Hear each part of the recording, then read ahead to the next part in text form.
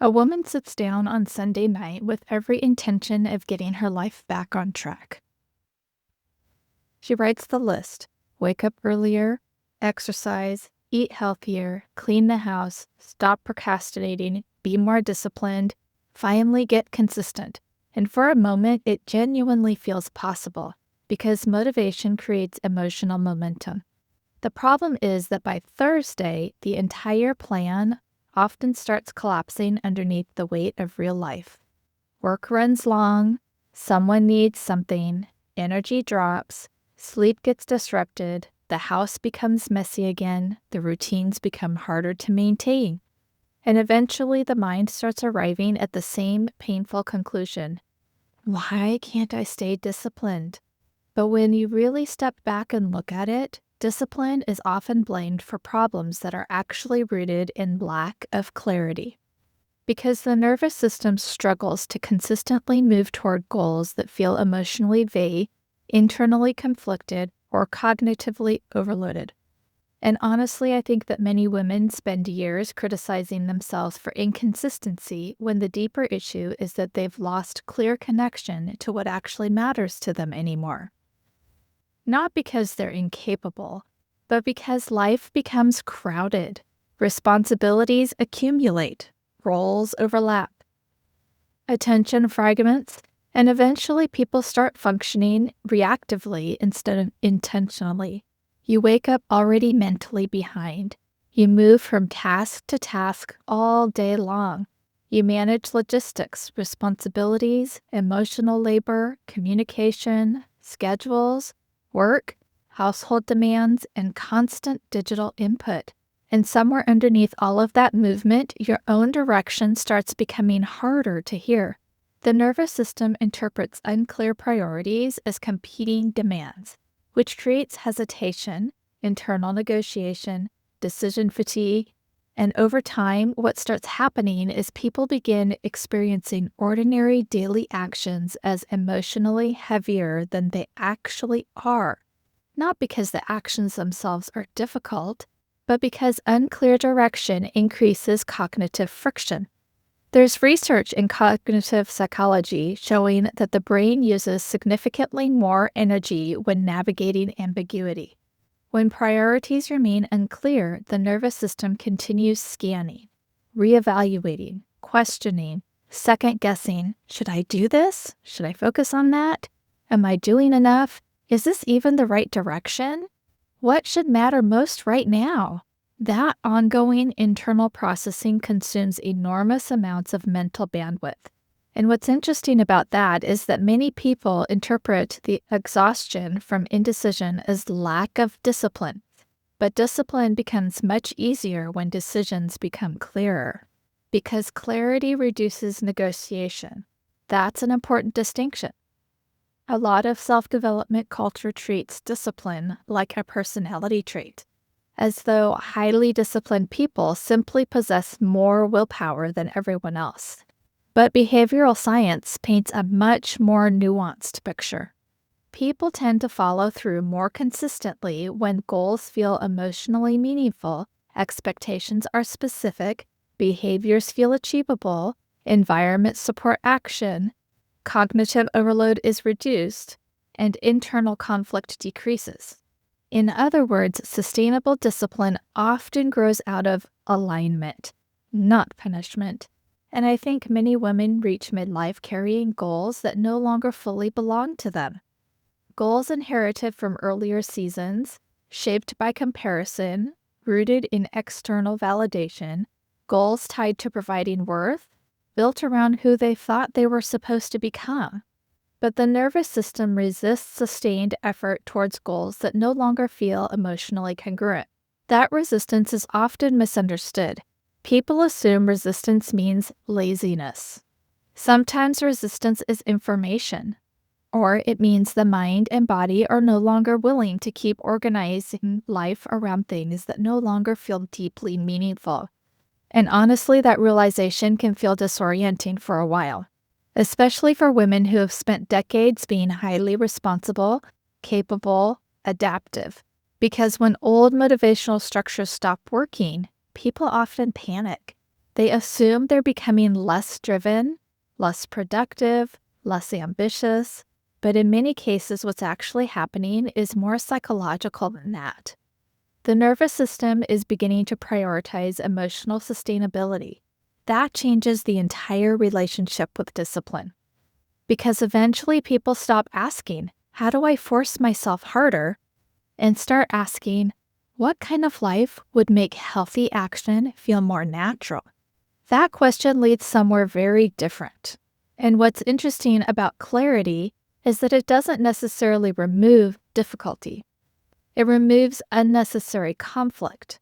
For example, think about the difference between trying to exercise because you hate your body versus moving consistently because you want more energy, steadier mood regulation, stronger long-term health, and a calmer nervous system.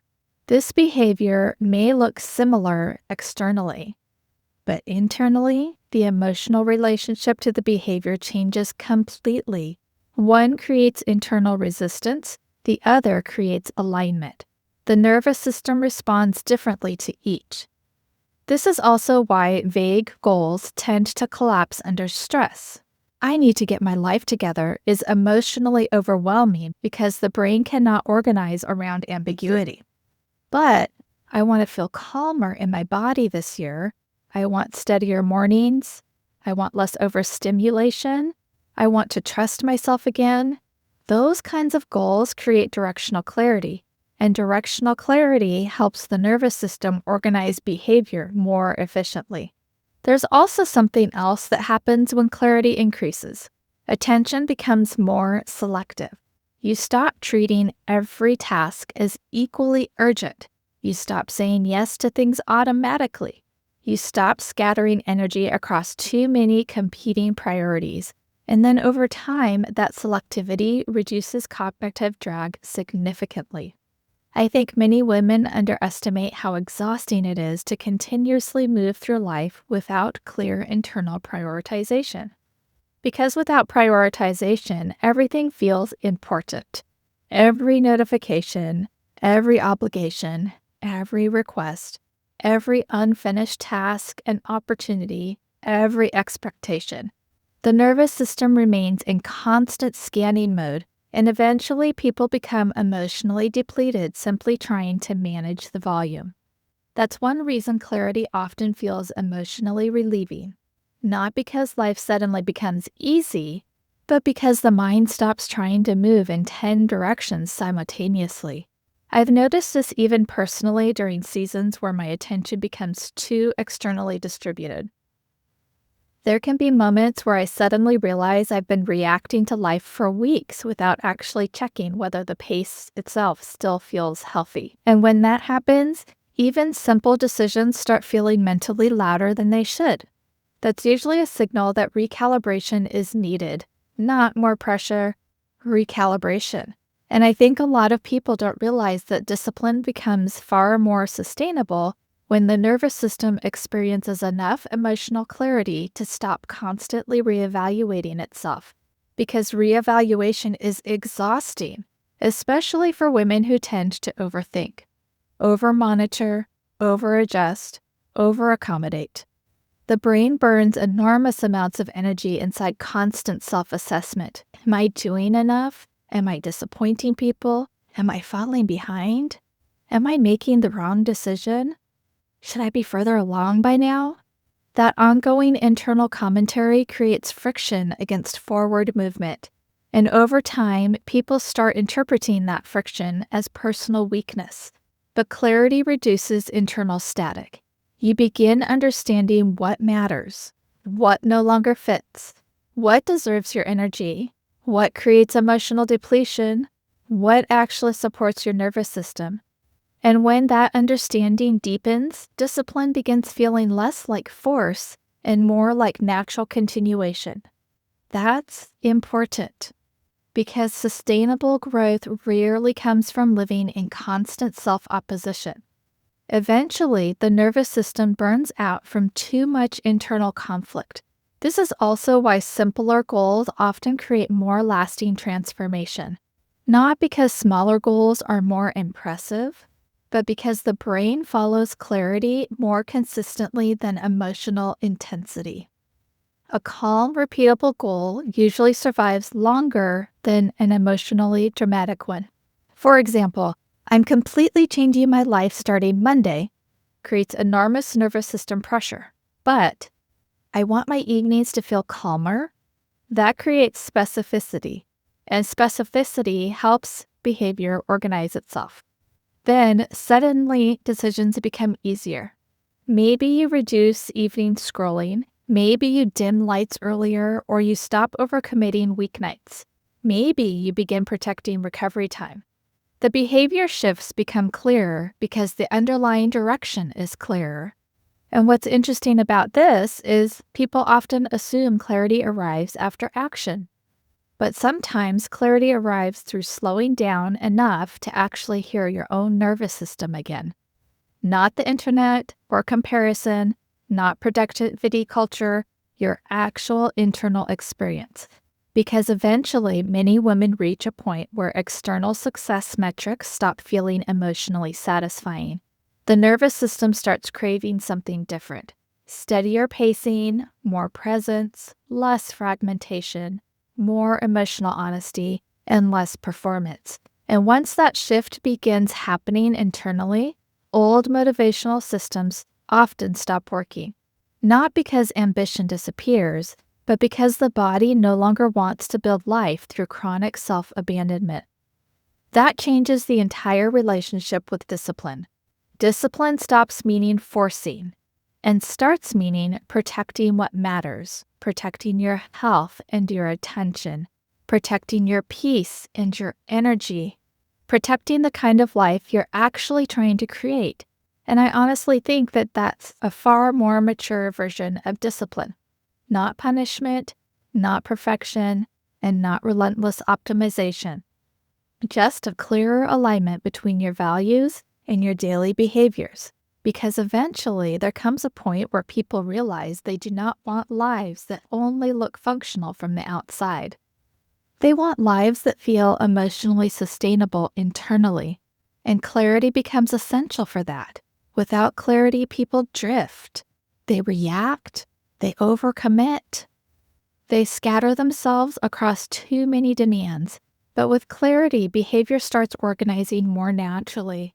Not perfectly or effortlessly, but more intentionally. And maybe that's part of what midlife is actually inviting people to do. Not become more rigid, but become more honest, more selective, and more aware of what genuinely supports the life they want to live. Because when clarity deepens, discipline often stops feeling like punishment. It starts feeling like self-respect, like emotional stewardship, and like finally participating in your own life with intention instead of constant reaction. So maybe instead of asking yourself, how do I become more disciplined? A more helpful question might be, what could become easier if I got clearer about what truly matters to me now? Because clarity changes behavior, not overnight, but gradually, quietly, through repeated decisions that begin aligning more honestly with the person you're becoming. And over time, that alignment changes how life feels. Less internally divided, less cognitively crowded, more rooted, more sustainable, more fully your own. If this episode resonated with you, make sure you subscribe to Clarity Reset. And if you want additional tools to help you reconnect with clarity and create more emotionally sustainable rhythms in your life, I'll leave the Clarity Reset resources below. And until next time, remember that discipline becomes much gentler when your life starts moving in a direction that actually feels true to you.